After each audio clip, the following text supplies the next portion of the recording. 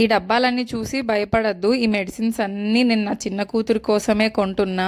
అవి పాల డబ్బాల్లా కనబడుతున్నాయి కదా, కానీ పాలు కాదు, ప్లాంట్ బేస్డ్ మిల్క్ పౌడర్ అనమాట. దాన్ని నీళ్ళల్లో కలిపి పాలలా చేసి పాపకి పట్టించాలి.